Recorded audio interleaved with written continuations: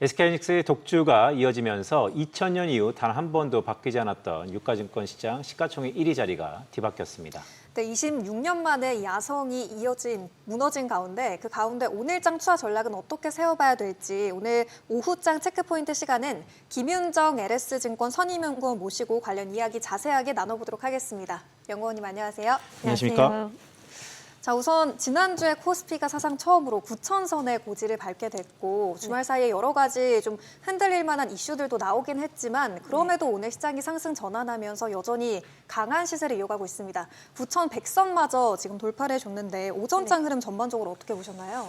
일단은 뭐 넥스트레이드 때까지만 해도 이제 좀 약세로 출발을 했었다 보니까 사실 좀 걱정을 했던 게 사실입니다. 이제 미국 같은 경우 지난주 금요일 휴장을 하긴 했지만 유럽 증시 같은 경우는 앞서 말씀해 주셨듯이 중동 상황이 좀 불확실하게 전개가 되다 보니까 약세 흐름 보였었는데 그래도 다행히 이제 반도체에 대한 기대감이 조금 더 주요하지 않았나 싶습니다. 아시아장 전반적으로 상승세 보이고 있고요. 특히나 이제 반도체 비중이 높은 우리 장을 비롯해서 이제 대만 가권 시장이라든지 니케이 지수 같은 경우 이제 상승불 계속 켜고 있는 모습이고요. 그리고 국내 수출 데이터 1일부터 20일까지 데이터가 나왔는데 이제 수출 데이터도 잘 나왔어요. 특히나 이제 또 반도체 쪽에서 전년 동월 대비했을 때 188% 상당한 수준의 상승을 보여주면서 이 반도체에 대한 투자 심리를 더더욱 강화하는 그런 요인으로 작용을 했던 것 같습니다. 그렇다 보니까 이제 뭐 코스닥 같은 경우는 하락세를 이어가고 있다라는 점이 좀 아쉽기는 하지만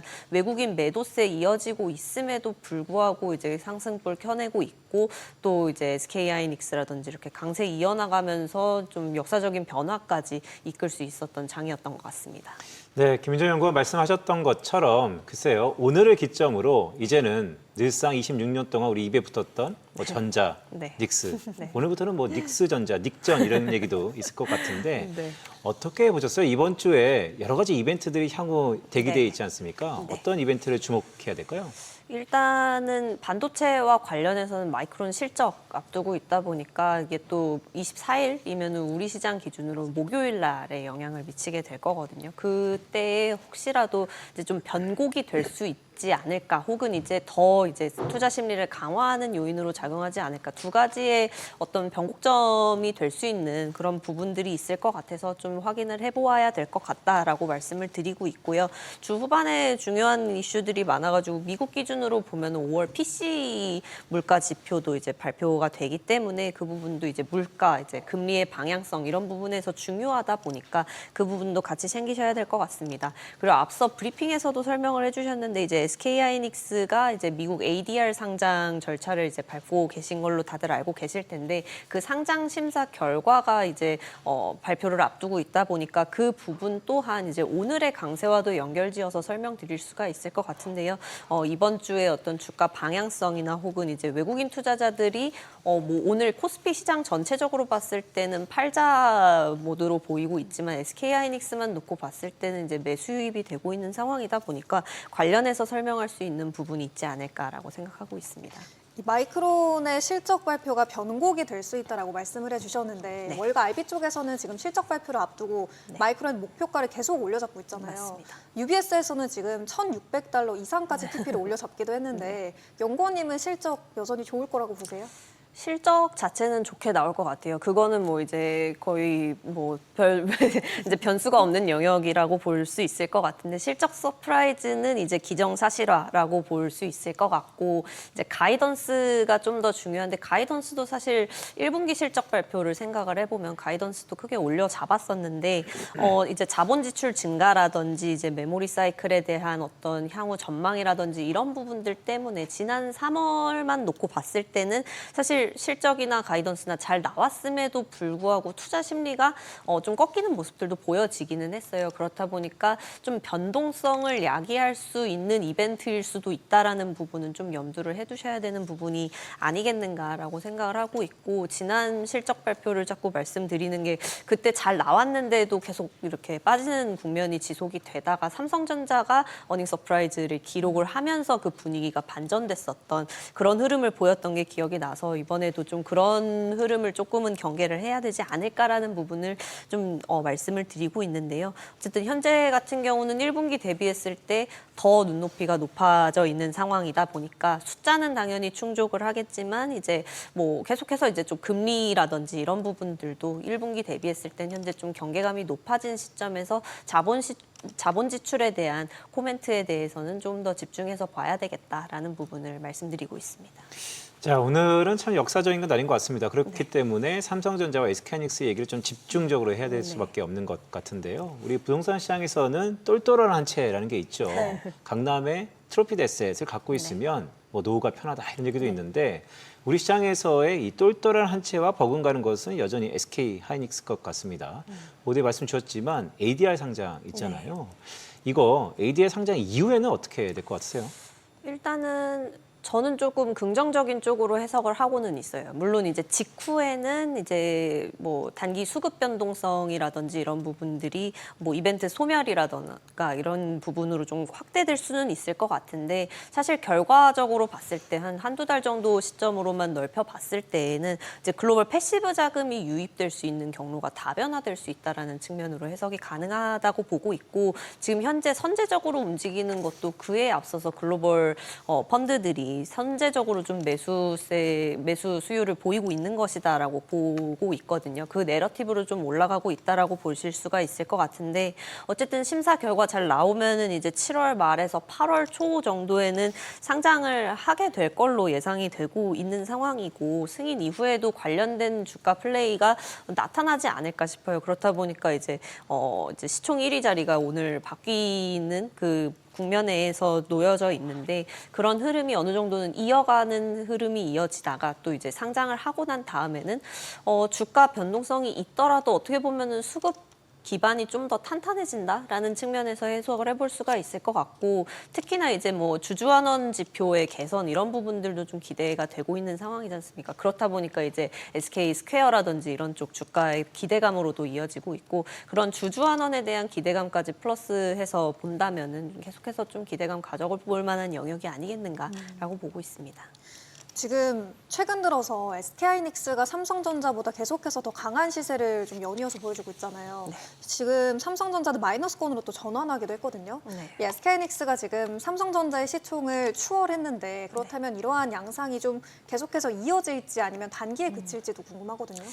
사실 이 부분은 저도 좀 고민이 많은 상황이긴 한데 일단은 실적의 어떤 사이즈나 이런 부분들만 놓고 봤을 때는 사실 저는 삼성전자가 좀 더 싸다라고 보기는 해요. 그렇다 보니까 물론 이제 지금 격차를 크게 좁힌 상황이고 HBM 가치가 이제 종합 IDM을 넘어섰나 이런 식으로 판단을 해보면은 사실 조금은 이제 구조적인 변화라기보다는 이제 센티먼트가 지금 현재 강하고 좀 더 이제 ADR 상장이라든지 이렇게 좀 주가가 오를 수 있을 만한 재료가 SK하이닉스에 좀 더 쏠려 있다 보니까 이런 부분들이 나타나는 게 아니겠는가라고 생각을 하고 있고요. 근데 이제 사실 SK하이닉스에 대한 방향성도 방금 좀 좋게 말씀을 드렸다 보니까 사실 뭐 비중을 줄이거나 이렇게 말씀드리기는 좀 어려울 것 같고 다만 이제 2분기 실적 시즌을 앞두고 생각을 해본다면은 이제 밸류에이션 측면에서 삼성전자가 트레이딩 관점에서는 그래도 좀 우위에 있을 수 있는 부분이 있지 않나라는 부분도 생각을 해볼 수가 있을 것 같습니다. 그동안 항상 좀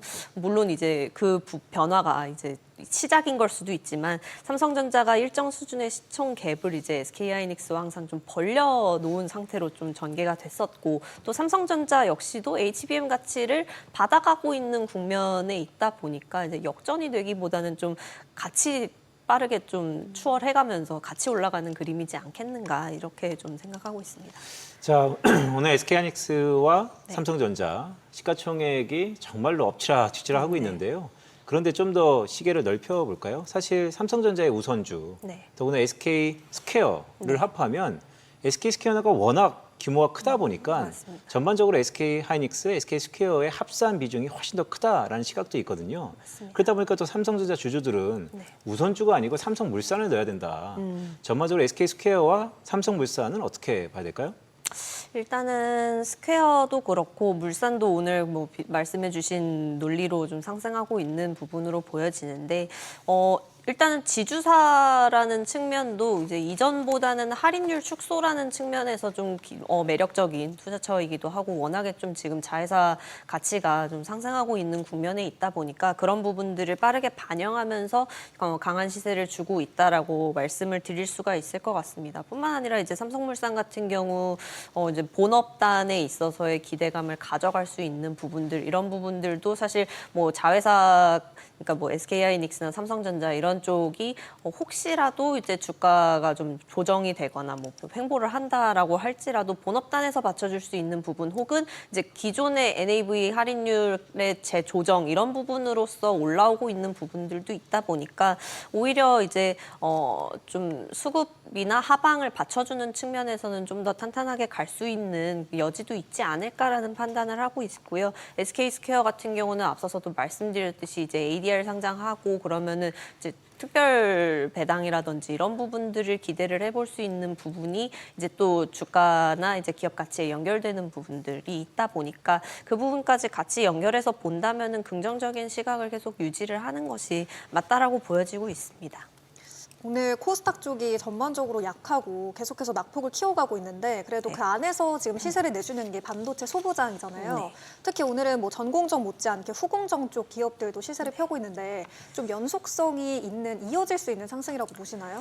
사실 저는 계속 이제 소부장 쪽 관련해서는 계속 좋게 보고 있는 편이고 이제 사실 반도체 이제 대형주가 워낙 강하다 보니까 상대적으로 이제 이런 상승세들이 좀 이어지지 못하고 좀 순환매적으로 전개되는 양상을 보여왔었는데 향후에는 이제 소부장 쪽으로의 관심도도 높아지지 않겠나. 사실 코스닥 지수의 방향성이 어떻게 될 것이다라고 짐작을 하기에는 좀 어려운 부분이 있는데 그 코스닥 내에서 소부장 그리고 이제 뭐 전공정, 후공정 관계없이 특히나 이제 후공정 같은 경우는 상대적으로 전공정 대비했을 때는 관심도가 낮았다 보니까 근데 그럼에도 불구하고 실적 측면에서 봤을 때는 뭐 이제 패키징이라든지 뭐 테스트 소켓이라든지 수요가 계속해서 올라갈 수 있는 부분들이 있어서 그런 부분들이 이제 좀 주목을 받기 시작했다라는 거고요. 그래서 좀 같이 가는 그림이 좀 어느 정도는 있지 않을까. 코스닥 내에서 종목 선별을 한다면은 반도체 소부장 종목들이 그래도 좀 우선순위에서 거론될 수 있는 영역들이 아니겠는가 말씀드리고 있습니다.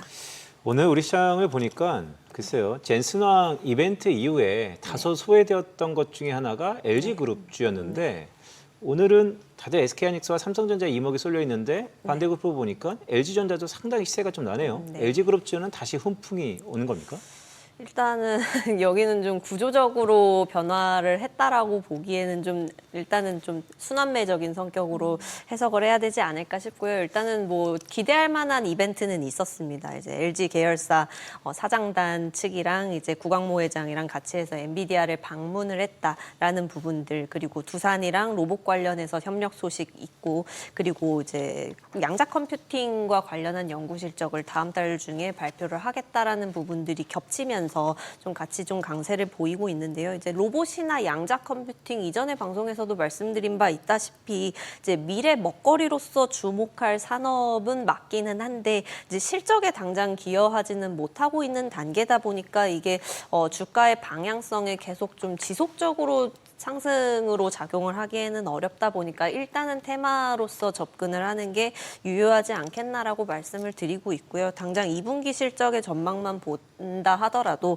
이제 AI 전환 수요라든지 이런 부분들이 뭐 LG CNS나 전자 이런 쪽에 반영이 되기는 좀 어려운 상황이다 보니까 좀 실적 자체는 좀 슬로우하게 나올 걸로 보여지고 있어서 하반기 이후에 어떤 그림이나 중장기적인 그런 가이던스를 좀 더 보는 게 유효하겠다라고 판단을 하고 있습니다.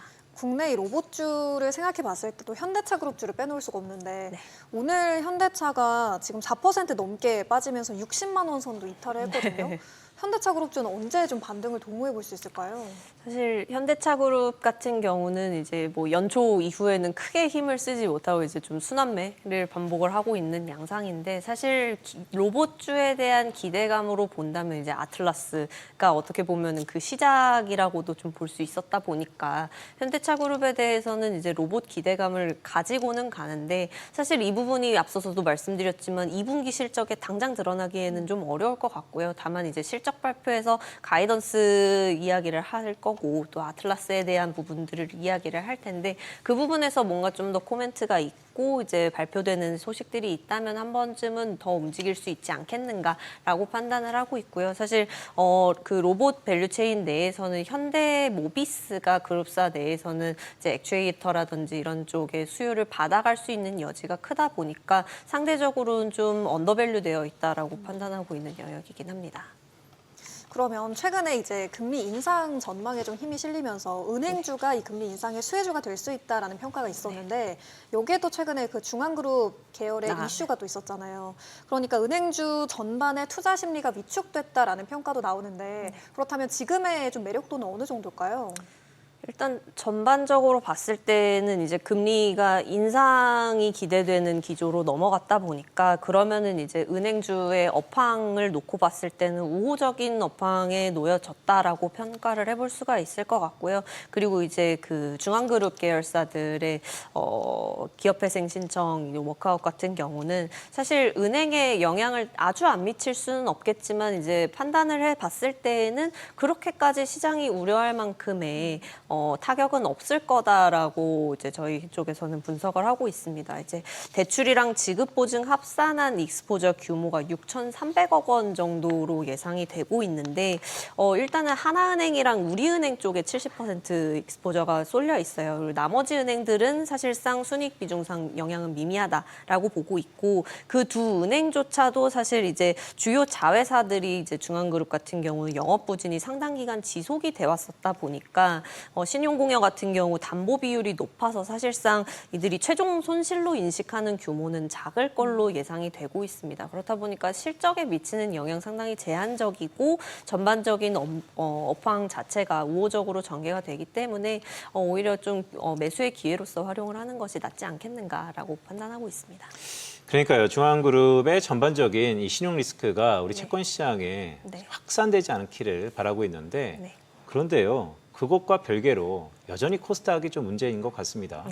정부가 좀 발빠르게 움직인 것 같긴 해요. 7월 초죠. 코스닥 30주년을 마련해서 거래소에서 이런저런 행사를 하는 것 같은데 가장 초미의 관심사가 아무래도 승강제도인 것 같습니다. 네.